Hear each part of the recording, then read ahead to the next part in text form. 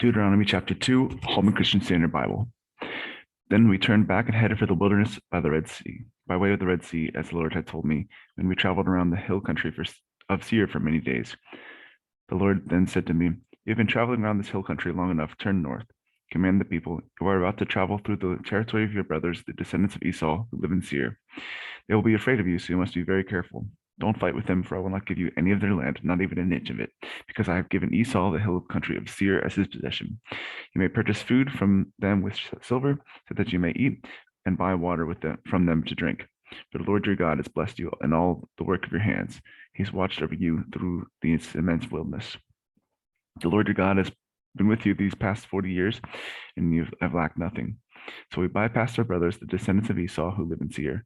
We turned away from the Arabah road and from Elath and Ezon-Geber. We traveled along the road to the wilderness of Moab. The Lord said to me, "Show no hostility toward Moab, and do not provoke them to battle, for I will not give you any of their land as a possession, since I have given Ar as a possession to the descendants of Lot." The Emim, the great and numerous people as tall as the Anakim, had previously lived there. They also regarded the Rephaim like the Anakim, though the Moabites called them Emim. Though the Moabites called them Emim. The Horites had previously lived in Seir, but the descendants of Esau drove them out, destroying them completely and settling in their place, just as Israel did in the land of its possession the Lord gave them. The Lord said, "Now get up and cross the Zered Valley." So we crossed the Zered Valley. This time we spent traveling from Kadesh Barnea until we crossed the Zered Valley was 38 years, until the entire generation of fighting men had perished from the camp, as the Lord had sworn to them. Indeed, the Lord's hand was against them to eliminate them from the camp until they all had perished. When all the fighting men had died among the people, the Lord spoke to me, "Today you're going to cross the border of Moab at Ar. When you get close to the Ammonites, do not show any hostility to them or fight with them, for I will not give you any of the Ammonites' land as a possession. I've given it as a possession to the land descendants of Lot." This too used to be regarded as the land of the Rephaim. Rephaim lived there previously, though the Ammonites called them Zazuim, a great and numerous people, tall as the Anakim. The Lord destroyed the Rephaim at the advance of the Ammonites, so they drove them out and settled in their place. This was just as he had done for the descendants of Esau who lived in Seir. When he destroyed the Horites before them, they drove them out, and they have lived in their place until now. The Caphtorim, who came from Caphtor, destroyed the Avim, who lived in the villages as far as Gaza, and settled in their place. The Lord said, "Get up, move out, and cross the Arnon Valley. See, I have handed Sihon the Amorite, king of Heshbon, and his land over to you. Begin to take possession of it, engage him in battle. Today I'll begin to pour out the fear and dread of you on the peoples everywhere under heaven. They will hear the report about you, tremble, and be in anguish because of you."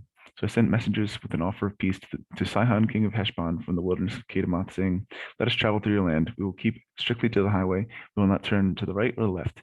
You can sell us food in exchange for our silver, so we may eat. You can give us water for silver, so we may drink. Only let us travel through on foot, just as the descendants of Esau, who live in Seir, did for us, and the Moabites who live in Ar, until we cross the Jordan into the land the Lord our God has given us." But Sihon, king of Heshbon, would not let us travel through his land. The Lord your God had made his spirit stubborn and his heart obstinate in order to hand him over to you, just as has now taken place. Then the Lord said to me, "See, I have begun to give Sihon and his land to you. Begin to take possession of it." So Sihon and his whole army came out against us for battle at Jahaz. The Lord our God handed him over to us, and we defeated his sons, and his whole army. At that time, we captured all his cities and completely destroyed the people of every city, including the women and children. We left no survivors. We took only the livestock and the spoil from the cities we captured as plunder for ourselves. There was no city that was inaccessible to us. From Aroer on the rim of the Arnon Valley, along with the city in the valley, even as far as Gilead. The Lord our God gave everything to us, but you did not go near the Ammonites' land, all along the banks of the Jabbok River, cities of the hill country, or any place that the Lord our God had forbidden.